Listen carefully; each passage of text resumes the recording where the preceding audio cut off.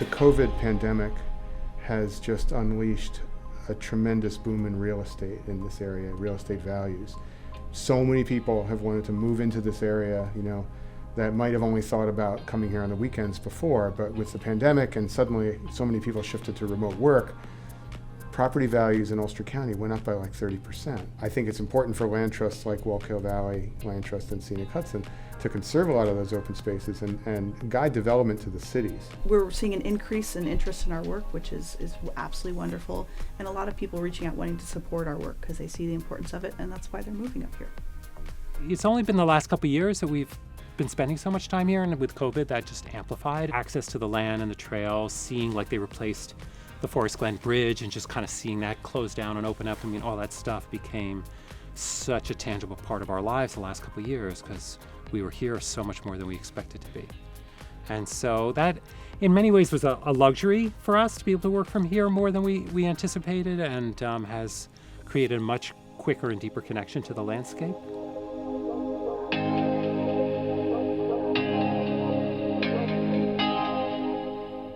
My name is Christy DeBoer. I'm the Executive Director of the Wallkill Valley Land Trust. I've been here since 2009. My background is in English. My undergraduate degree is in English and British American Literature, and I moved up here to go to graduate school and ended up doing a dual master's degree at Bard College. So I have a master's in science and environmental policy and a master's of arts in teaching. Back when my early years of my career, I did a lot of wildlife rehabilitation, and I found that protecting habitats for animals was very important. So being able to work now to protect lands for open spaces, trails, farms, habitats, clean air, clean water is super rewarding. Well, when I moved to New Paltz 20-some years ago, I was doing conservation work, and I was really curious, what is this local land trust? What are they all about? The Wallkill Valley Land Trust was formed in 1987. It was formed at the same time as two other regional land trusts, the Woodstock Land Conservancy and Roundout, and really focused geographically on protecting lands in Ulster County. Some of our first projects were the Wallkill Valley Rail Trail here in New Paltz and Gardner in 1991, and some open space protected areas along the Wallkill River. We protect nature for life, which is kind of a big deal. Our land protection work is forever. This is the Smith easement. We have a conservation easement on this property, and a conservation easement basically puts restrictions on a property, so we can't have anybody coming in and say building a development and putting extra houses on the property within certain reasons. So the Smith easement has a development area near the house, and they're allowed to change some things within that development area within reason. No sky rises or anything like that. And there is a second development area. Should they ever want to put a second house on the property, they could. And those were stipulations that the original owners that put the conservation easement on the property had decided on. So the rest of the property then is conserved for habitat. And one of the primary goals of this conservation easement was to preserve box turtle habitat. In addition to the box turtles that we do find out here quite often, we have barred owls that come flying through here. They've got some vernal pools on the property, so we have wood frog habitat and salamander habitat as well. So all of that habitat is protected for future generations to be able to enjoy. I'm basically the boots on the ground person. I go out into the field and check on our conservation easements and the lands that we own, and to make sure that everything's going all right. Common things for us is maybe a neighboring landowner will cut some trees or something on the conservation easement, and then that has to go and be addressed because there were no tree cutting allowed on the conservation easement. So I just have to document any changes to the conservation easement, and that can be human-made changes, or it also could just be natural changes. So, for example, we had one property down in the town of Shawangunk where they were hit with a microburst, and just a whole bunch of trees were knocked over. But this is a change to the property, so I needed to document that change to the property. Having a conservation easement on the property, the community knows that that property will always remain as it is now. very important. We worked with willing landowners, so someone has to want to do a conservation easement on their property. We don't go in and take property and protect it forever. The landowners have to work with us. And we do have conservation easement acceptance criteria. So not every property that's brought to us will we accept. Sometimes it makes sense that the property is developed. Let's say it's a very small acre in the village of New Paltz, right in the middle of a lot of other housing. What are the conservation values on the property? And working together that discussion and creating a permanent document that will protect those things forever.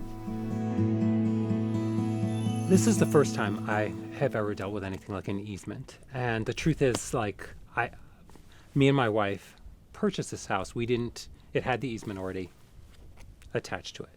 So I wasn't really part of understanding or being part of setting up the easement. So my first experience is we were looking to see if we could acquire this house. We'd fallen in love with it. We owned property in Gardner, New York, about 65 acres. My wife, Ann, had been monitoring the eastern box turtles that seemed to be all over the property.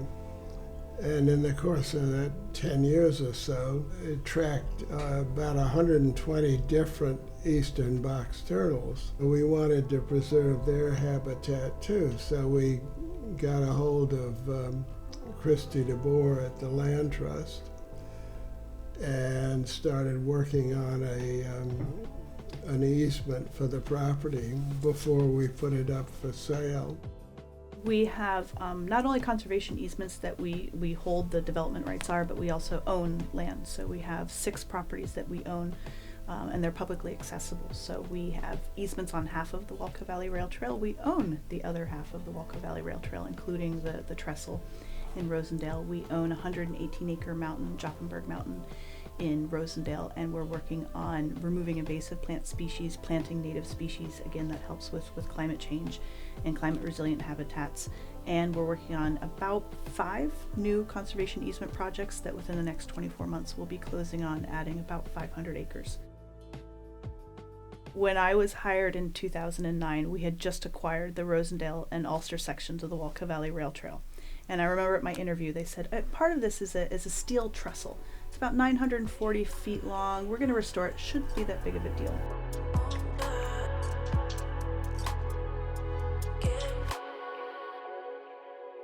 The history of the region, especially the cement industry, was such a big part of this community, of the Hudson Valley, of Ulster County. Jopenberg Mountain alone was heavily mined for the Rosendale cement that is so well known. There's some amazing photographs online that show what it used to look like, and there also used to be historic ski jumps on the property, and you wouldn't know. You drive around, you see these big cement kilns.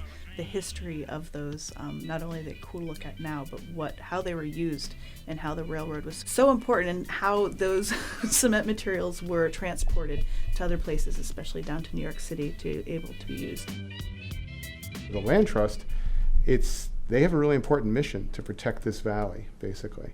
And I've watched them, grow over the years and take on new challenges that they're kind of like the little engine that could, in a way. I mean, they take on so much with only a couple of staff, and they get great results. So I was kind of watched them with the Rosendale trestle. That was an opportunity that was presented, and they jumped at it. And it was way beyond anything they had done before. But, they renovated that bridge, the trestle, to make it safe for the public. It was a dangerous place to be before they got involved.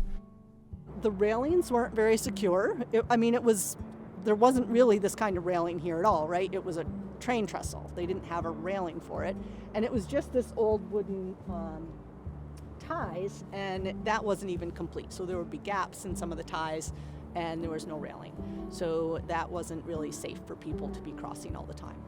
There isn't a set standard for creating a railroad bridge into a pedestrian bridge, so we were kind of figuring out things a lot for the first time. Now there's more of a standard, but figuring that out was complicated, even what type of decking to use. There's a standard for height and the width between the bars, but what do we want at the top? Well, we want something rounded so that nobody could drink on it. We enlisted folks that had carpentry background, construction background, and they were free on the weekends, and as hard as they worked during the week, they came out and helped us, and we had different teams and standing screw guns, and the planks were 17 feet long, recyclable commercial Trex, and so it was a fun recyclable material, fun to get out there with volunteers and do it, and just super rewarding to have people know that they helped put that decking in.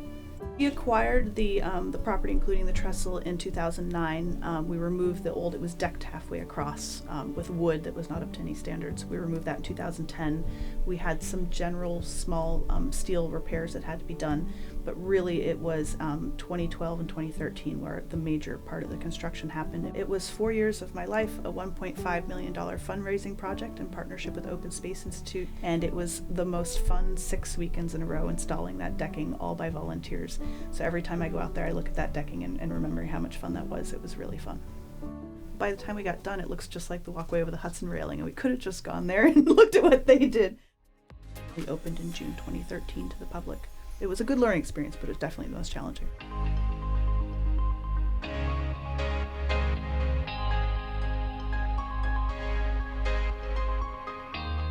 Climate change is a really big part of our work. One of the things that we do with our conservation easements is we put in statements for restrictions and future allowable uses with some broad language. We don't know what agriculture is going to look like in 50 years, much less in 20 years at this point. We're already seeing a climate shift. So the climate of Virginia 20 years ago is what the future of New York looks like. The response to climate change is twofold. One is mitigation of climate change, rolling it back. And the other is helping our world to adapt to climate change, because climate change is a reality. We have to adapt while we also try to roll it back, right? So we need to make sure that the restrictions on the property allow for what changes may occur with climate change, but also perhaps slow down some aspects here regionally of climate change by having these properties not have a lot of impervious surfaces, allow for proper drainage, allow for trees and plants to grow, allow for the water to be safe. And those are very important as the temperatures rise.